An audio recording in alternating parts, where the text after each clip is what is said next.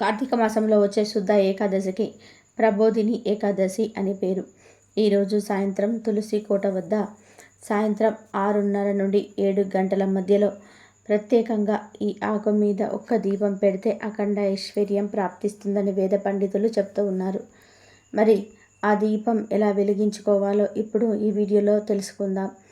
Friends, first అయితే ఈ వీడియోకి ఒక లైక్ కొట్టండి. అలాగే మా ఛానల్ని కూడా సబ్స్క్రైబ్ చేసుకొని మాకు సపోర్ట్ చేయండి. ఎవరైతే కార్తీక మాసంలో తులసి కోట దగ్గర ఆవు పేడతో అలుకుతారో వారికి సకల శుభాలు కలుగుతాయని శాంత పురాణం చెప్తుంది. కానీ ఇప్పట్లో తులసి కోట దగ్గర ఆవు పేడతో అలికేంత పరిస్థితి లేదు. ఎందుకంటే మట్టి లేకుండా అందరూ కూడా బండలు వేసుకుంటూ ఉన్నారు. కాబట్టి ఆవు పేడతో అలకాల్సిన అవసరం లేదు. ఆవు పేడ నీళ్ళు కలిపిన తులసి కోట ముందు చల్లాలి. ఆవు పేడ నీళ్ళు చల్లితే అక్కడ శుభ్రమవుతుంది. ఈ ఆవు పేడ నీళ్లకు, ఆవు పేడకు క్రిములను మన నుండి దూరంగా ఉంచే శక్తి ఉంటుంది. అందుకే శాస్త్రాల్లో ఈ మాటని చెప్పారు.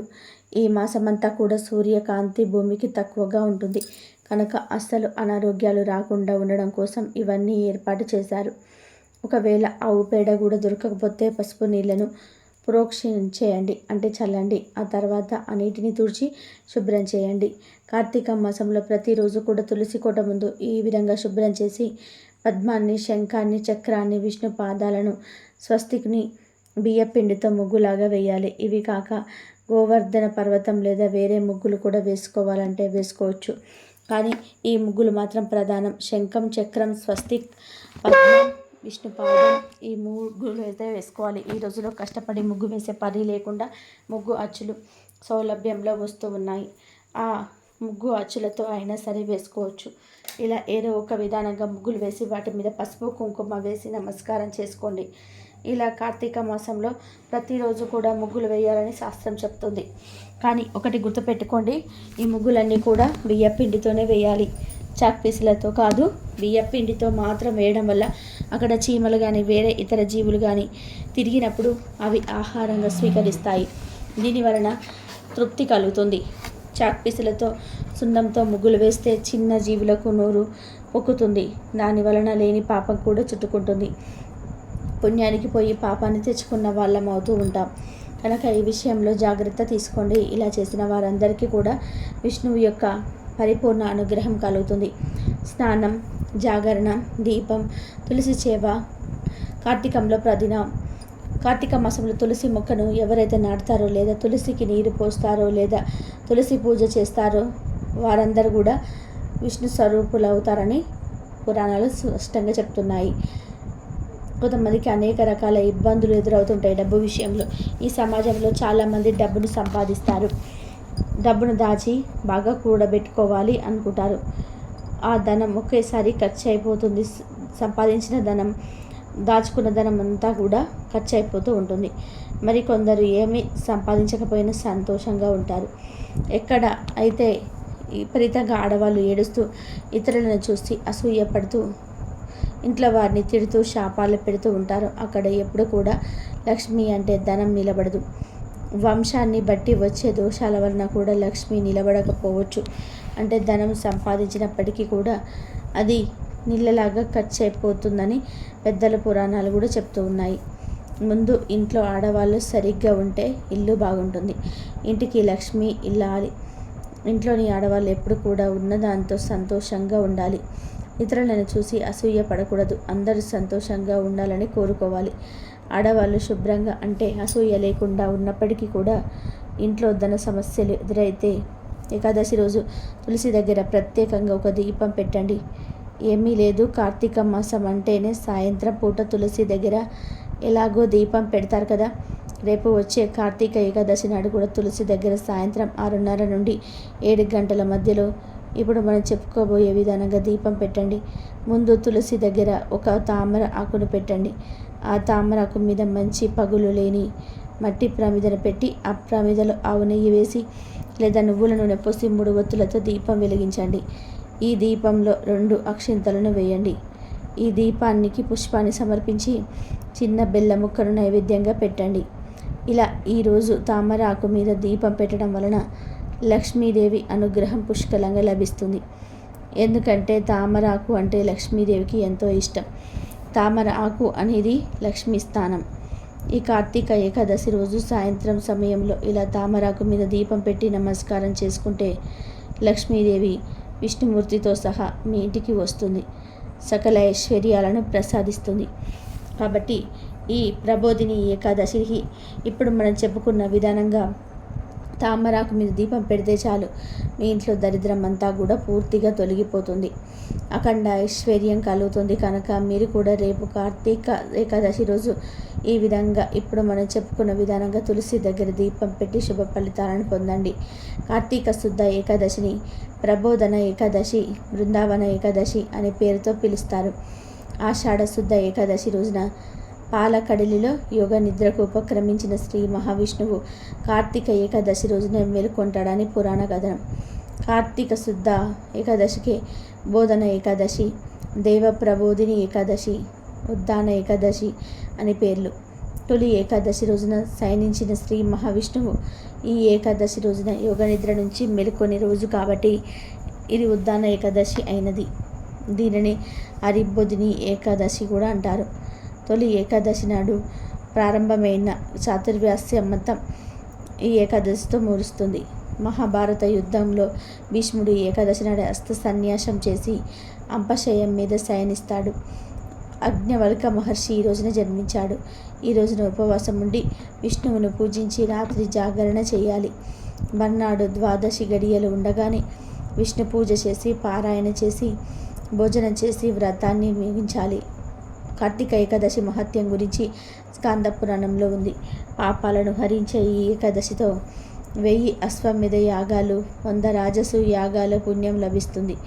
కొండంత పత్తిని చిన్న నిప్పురవ్వ ఎలా కాల్చి బూడిద చేస్తుందో అలాగే ఒక జీవుడు తన 1000 జన్మలలో చేసిన పాపాలను కాల్చివేస్తుంది. ఏకాదశి ఉపవాస వ్రతం ఈరోజు చిన్న పుణ్యం కార్యం చేసినా అది సుమేరు పర్వతానికి సమానమైన పుణ్య ఫలితం ఇస్తుందని, ఈ ఏకాదశి వ్రతం చేసిన వారికి సాధించలేనిది ఏమీ ఉండదని సాక్షాత్తు బ్రహ్మదేవుడు వివరించాడు. ఈరోజు ఉపవాసం ఉన్నవారికి ధాన్యము, సంపదలు, ఉన్నత స్థానంతో పాటు పాప పరిహారం జరుగుతుంది. పుణ్యక్షేత్ర దర్శనాలు, యజ్ఞయాగాలు, వేదము చదవటం వల్ల కలిగిన పుణ్యానికి 1,000,000 రెట్ల ఫలం ఈ ఏకాదశి ఉపవాస వ్రతం చేసిన వారికి లభిస్తుంది. ఏకాదశి రోజు ఒక్కరికి అన్నదానం చేస్తే సూర్యగ్రహణ సమయంలో పవిత్ర గంగా నది తీరాన 1,000,000 మందికి అన్నదానం చేసిన ఫలితం వస్తుంది. వస్త్రదానము, పండు, దక్షిణతో కూడిన తాంబూలాన్ని పండితులకు ఇస్తే ఈ లోకంలోనే కాక మరణం అనంతరం పరలోకంలో కూడా సర్వసుఖాలు లభిస్తాయి.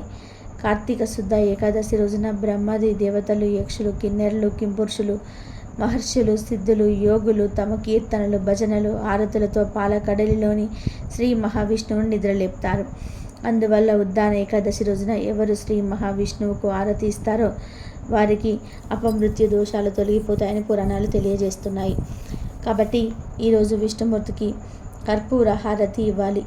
అలా కుదరకపోతే దేవాలయానికి వెళ్ళి అక్కడ స్వామికి ఇచ్చే ఆరతిని కన్నులారా చూసిన, ఆరతి కర్పూరం సమర్పించిన అపమృత్యు దోషం పరిహారం జరుగుతుంది.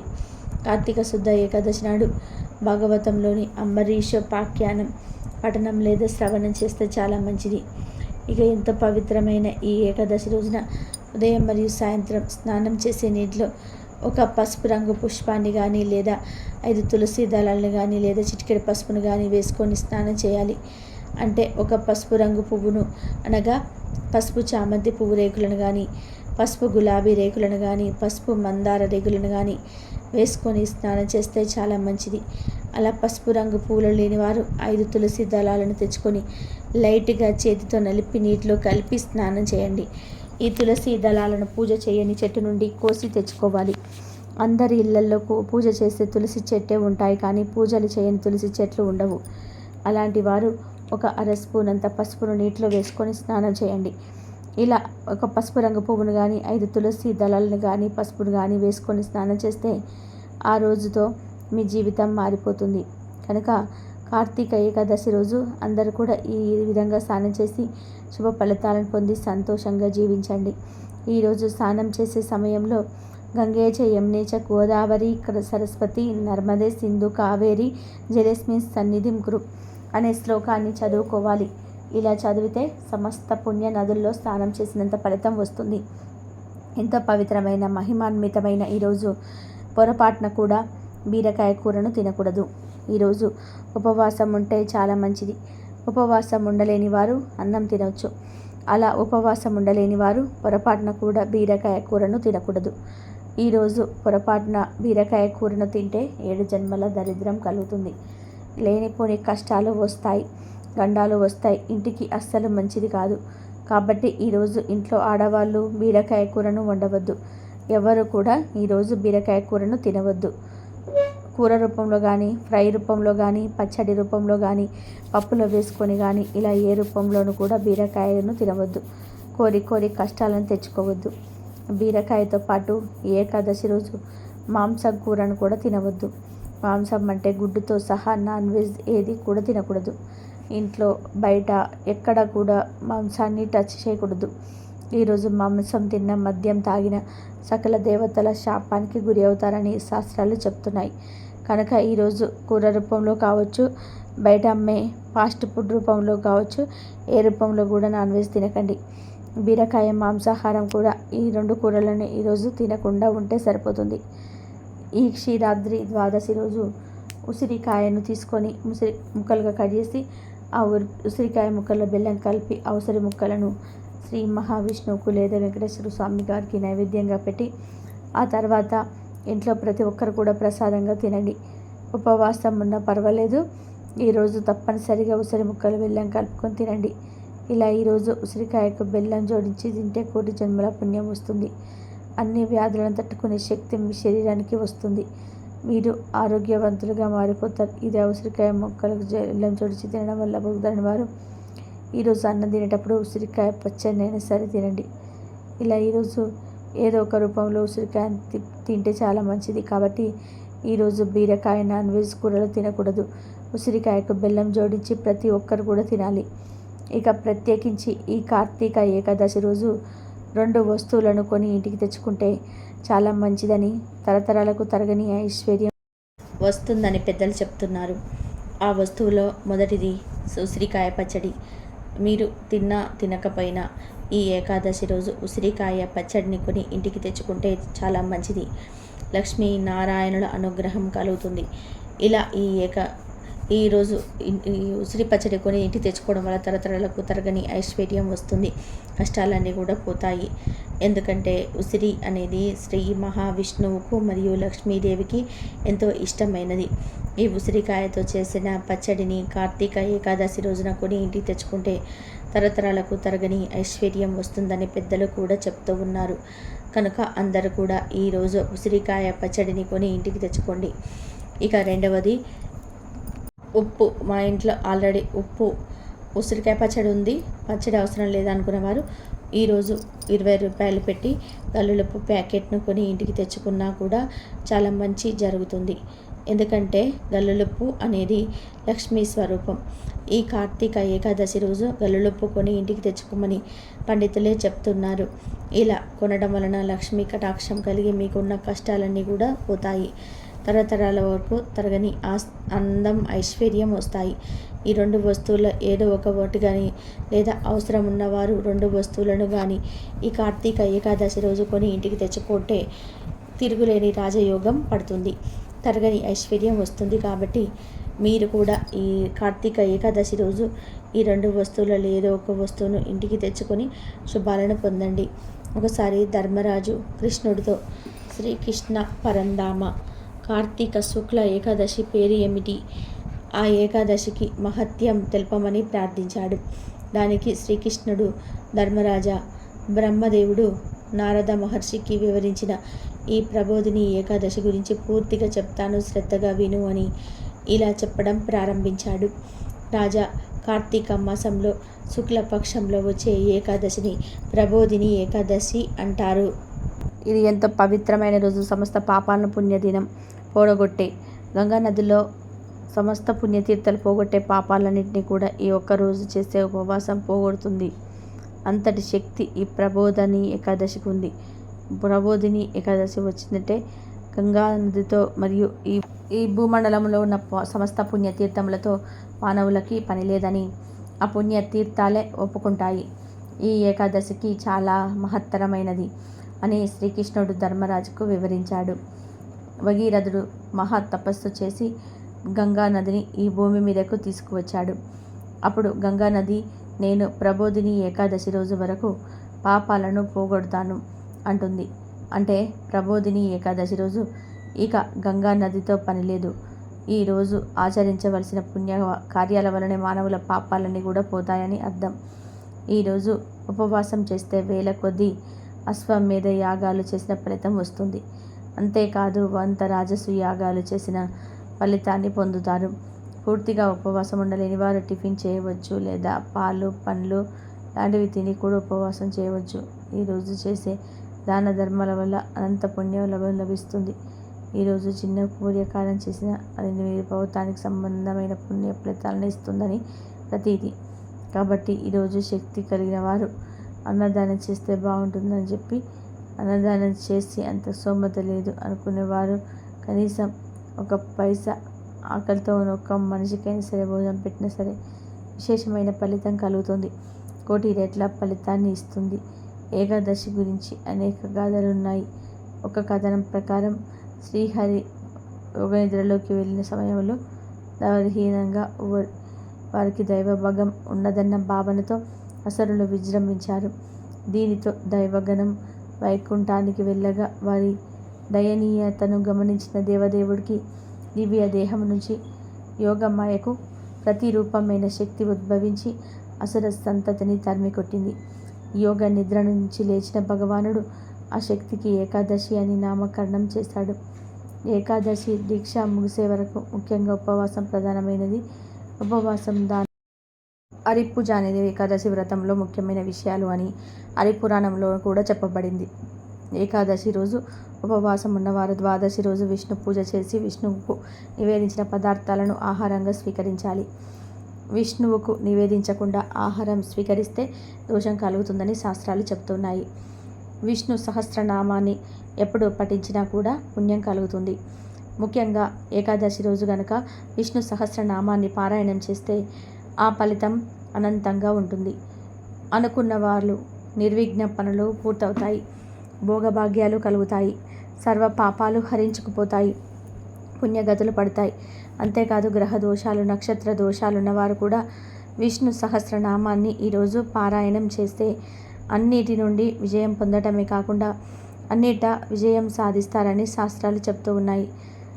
ఒకవేళ మీరు విష్ణు సహస్రనామాన్ని పారాయణం చేయలేనికపోతే కనీసం శ్రీరామ రామేతి రమే రమే మనోరమే సహస్రనామ తత్తుల్యం రామనామ వరానమే అనే మంత్రాన్ని కూడా 3 సార్లు పలకండి.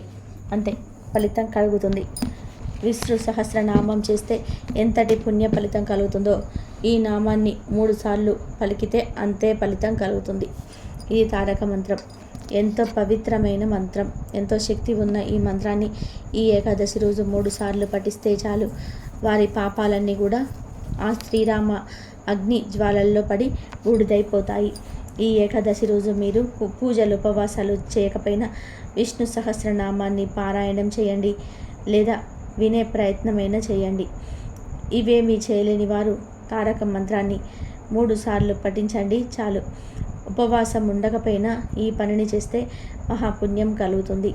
అసలు ఉపవాసం ఎవరు పాటించకూడదు అంటే 8 ఏళ్లలోపు పిల్లలు, 80 ఏళ్ళు దాటిన వృద్ధులు, అనారోగ్యంతో బాధపడుతున్నవారు, షుగర్, బీపీ వంటి వ్యాధులతో బాధపడేవారు, శ్రామికులు, కర్షకులు, ఉద్యోగానికి తప్పకుండా వెళ్లాల్సిన వారు ఉపవాసాన్ని ఆచరించకపోయినా దోషం లేదని శాస్త్రం చెబుతుంది. ఇలాంటి వారు భక్తి శ్రద్ధలతో ఈరోజు తారక మంత్రాన్ని పఠిస్తే అనంత పుణ్యం లభిస్తుంది. వారి పాపాలన్నీ కూడా నశించి 1,000,000 జన్మల పుణ్యం లభిస్తుంది. ఈ వీడియో నచ్చితే లైక్ చేయండి, షేర్ చేయండి, బట్ సబ్స్క్రైబ్ చేసుకోవడం మర్చిపోకండి. కాబట్టి ఈ విధంగా చేసుకోండి. ఈ విధంగా చేసుకున్నట్లయితే యోగ నిద్ర నుంచి లేచిన భగవానుడు ఆ శక్తికి ఏకాదశి అని నామకరణం చేశాడు. ఏకాదశి దీక్ష ముఖ్యంగా ఉపవాసం ప్రధానమైనది. ఉపవాసం, దానం, హరిపూజ అనేటివి ఏకాదశి వ్రతంలో ముఖ్యమైన విషయాలు అని హరిపురాణంలోనే కూడా చెప్పబడింది. ఏకాదశి రోజు ఉపవాసం ఉన్నవారు ద్వాదశి రోజు విష్ణు పూజ చేసి విష్ణువుకు నివేదించిన పదార్థాలను ఆహారంగా స్వీకరించాలి. విష్ణువుకు నివేదించకుండా ఆహారం స్వీకరిస్తే దోషం కలుగుతుందని శాస్త్రాలు చెప్తున్నాయి.